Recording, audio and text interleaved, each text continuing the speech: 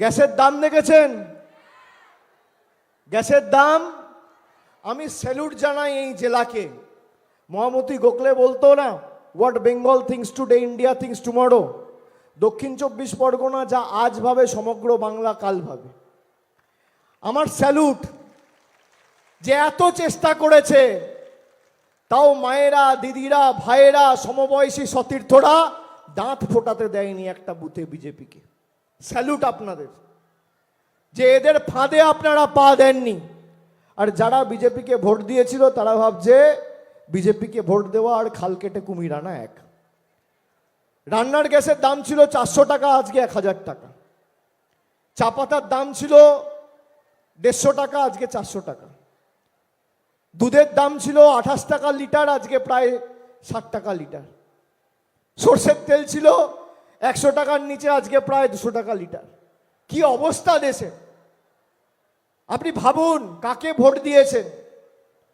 যখন ইচ্ছা কখনো নোটবন্দির নাম করে লাইনে দাঁড় করিয়ে দিচ্ছে, কখনো ভোটবন্দির নাম করে এসআইআর এর নাম করে লাইনে দাঁড় করিয়ে দিচ্ছে, কখনো এলপিজির নাম করে লাইনে দাঁড় করিয়ে দিচ্ছে, কখনো নাগরিকত্বর প্রমাণ দেওয়ার জন্য লাইনে দাঁড় করিয়ে দিচ্ছে।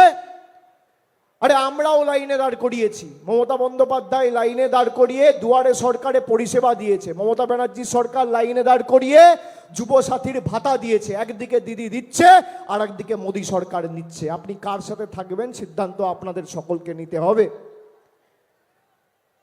আপনারা বলুন তো, এদের এত রাজ্যে এরা ক্ষমতায়, বিজেপির কিছু নেতা বলছে লক্ষ্মীর ভান্ডার বন্ধ করব, আর কিছু নেতা বলছে আমরা এলে লক্ষ্মীর ভান্ডার বাড়াবো। আমার ওপেন চ্যালেঞ্জ, যারা বলছে বন্ধ করব বিজেপি তাদের বহিষ্কার করুক, আর যারা বলছে বাড়াবো তাদেরকে বলবো নরেন্দ্র মোদী আর অমিত শাহকে গিয়ে বলুন 15টা রাজ্যে আপনাদের সরকার ক্ষমতায়, একটা রাজ্যে যদি লক্ষ্মীর ভান্ডার যেভাবে আমাদের সরকার পরিবারের 5 জন মহিলা থাকলে 5 জনকেই দিয়েছে, আপনারা দিয়ে দেখান, তৃণমূল কংগ্রেস বিধানসভায় প্রতিদ্বন্দ্বিতা করবে না, প্রার্থী পদ প্রত্যাহার করব। চ্যালেঞ্জ ছুড়ে দিয়ে যাচ্ছি আপনাদেরকে। পারবেন আপনারা? এরা যখন আসবে জিজ্ঞেস করবেন, যখন সংকটের সময় বুলবুল, আমফান, যশের মতো বিধ্বংসী ঘূর্ণিঝড়, কোভিডের মতো মহামারী, তৃণমূল কংগ্রেস ছাড়া আর কাউকে পাওয়া যায়নি। বিজেপির কোনো নেতা কর্মীদের টিকি খুঁজে পাওয়া যায়নি। আজকে বাংলায় জিততে না পেরে অমিত শাহ সভা করে এসে বলেছিল 2021 সালে সুন্দরবনকে জেলা করে 2 লক্ষ কোটি টাকা দেবো, 2 পয়সা দেয়নি। 5 বছর হয়ে গেছে। এদেরকে বলো হিসাব দাও। আমরা তো হিসাব দিয়েছি। উন্নয়নের পাঁচালী আমাদের প্রতিনিধিরা বাড়িতে বাড়িতে পৌঁছেছে। আমি আজকে কত মহিলা লক্ষ্মীর ভান্ডার পাচ্ছে, কতজন খাদ্যসাথী পাচ্ছেন, কতজন কন্যাশ্রী পাচ্ছেন, কতজন আবাস পেয়েছেন, কতজন যুবসাথী পেয়েছেন, আমি তার হিসেব দিয়েছি পুঙ্খানুপুঙ্খ। বিজেপির হিসাব কোথায়? হিসেব কোথায়? যারা ফোন ব্যবহার করেন, যাদের বাড়িতে টিভি আছে, রেডিও আছে, 2 চাকার মোটরসাইকেল আছে, পাকা ছাদ বা একটা দেওয়াল রয়েছে, হাত তুলুন। কাদের রয়েছে? হাত তুলুন। পিছনে যারা আছেন, কারা ফোন ইউজ করেন, বাড়িতে টিভি, রেডিও, মোটরসাইকেল রয়েছে, হাত তুলুন। এবার শুনে রাখুন, আপনার বাড়িতে টিভি থাকলে আপনি আয়ুষ্মান ভারত পাবেন না। আপনার হাতে মোবাইল ফোন থাকলে, স্মার্টফোন থাকলে আপনি আয়ুষ্মান ভারত পাবেন না। একটা দেওয়াল, পাকা দেওয়াল যদি বাড়িতে কোথাও থাকে, ছাদ ছেড়ে দিন, পাকা দেওয়াল, আয়ুষ্মান ভারত পাবেন না। মোটরসাইকেল থাকলে আয়ুষ্মান ভারত পাবেন না।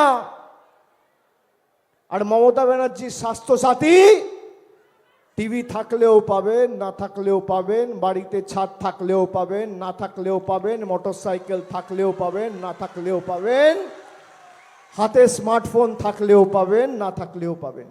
কি চান আপনারা, আয়ুষ্মান ভারত না স্বাস্থ্যসাথী? কি চান আপনারা, আয়ুষ্মান ভারত না স্বাস্থ্যসাথী? পরিযায়ী শ্রমিকদের উপর যারা বাংলা থেকে বাইরে কাজ করেছে তাদের উপর বাংলায় কথা বলেছে বলে তাদেরকে বাংলাদেশি বলে আখ্যায়িত করেছে। আমরা মাছ খাই বলে আমাদের বলা হচ্ছে মুঘল। কারা মাছ খান একটু হাত তুলুন তো। বিহারের বিজেপির উপমুখ্যমন্ত্রী তিনি বলছেন বিহারে মাছ বন্ধ করে দেব। কে মাছ খাবে, কে ডিম খাবে, কে সবজি খাবে, কে রুটি খাবে, কে মাংস খাবে, বিজেপির বাবারা ঠিক করবে দিল্লিতে বসে। এই মাটি আমাদের, আমরা কি খাবো, কি পড়বো, কার সাথে কথা বলবো, সিদ্ধান্ত আমাদের। কারোর অঙ্গুলি হলো না বাংলার মানুষ তল্পি বাহকের মতো কাজ করবে না। আমরা সব কিছু করতে পারি, কিন্তু আমরা মাথা নত করব না। প্রয়োজনে দেব মোরা এক নদী রক্ত, হোক না পথের বাঁধা প্রস্তুর শক্ত। অবিরাম লড়াইয়ের চিরসংঘর্ষে একদিন সে পাহাড় টলবেই, জনগণের সংগ্রাম চলবেই।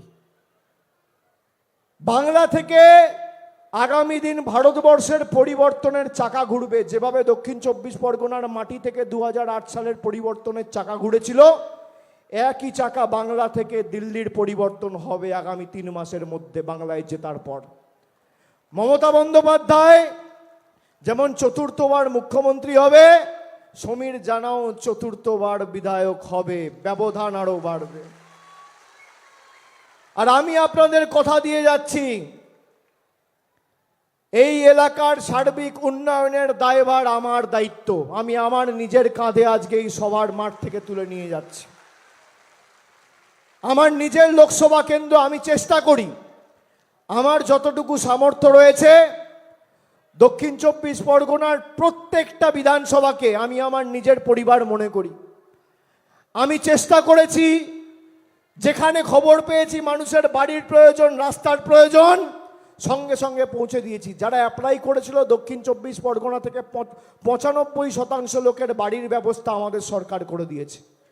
দক্ষিণ 24 পরগনার মানুষ যে কৃতজ্ঞতার ঋণে আমাদের বারে বারে আবদ্ধ করেছে, আমরা কথা দিচ্ছি সেই ঋণ উন্নয়নের মাধ্যমে আমরা পরিশোধ করব, তার ব্যতিক্রম হবে না।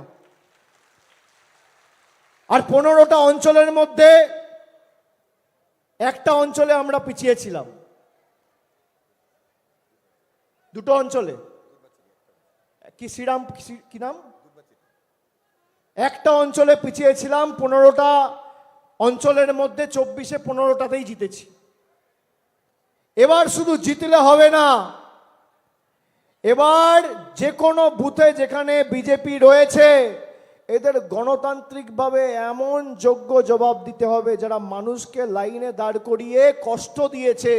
যখন ইভিএমের বোতামটা টিপবেন আর ব্যালট বাক্সটা খুলবে, পদ্ম ফুলের নেতারা যেন চোখে সর্ষে ফুল দেখে।